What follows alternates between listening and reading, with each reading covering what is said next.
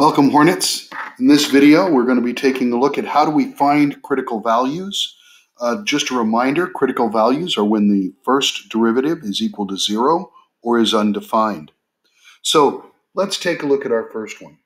Now, the first one, we're obviously using the quotient rule in order to do this. So we're taking our derivative, and we will be finding that f prime of x, using the quotient rule, is going to have a 4 times the x squared plus 1 minus 4x times 2x, and it's all over x squared plus 1. Now, when this simplifies, we are left with a 4 times x 1 minus x squared, which would be 1 minus x times 1 plus x, and our denominator has the x squared plus 1, the quantity squared.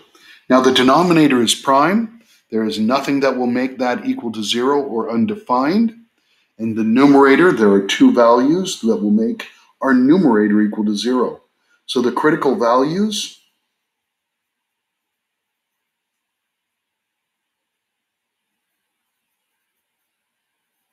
of f of x are -1 and 1.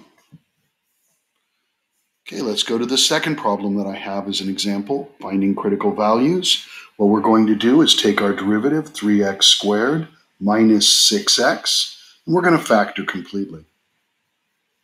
In this case, we're going to have a 3 and an x, leaving us with an x minus 2. There are no denominators, so there is not a situation where our derivative is undefined. However, f prime of x is equal to 0 at x equals 0 and 2. And therefore, the critical values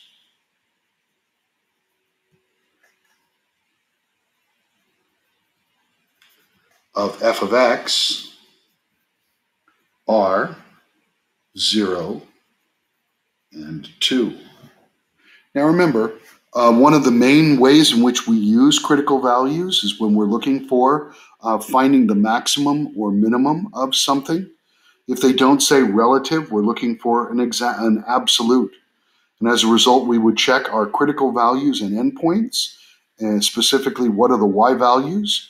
And then we select the largest or smallest y value, and that is going to identify the x that will yield that relative, that maximum or minimum.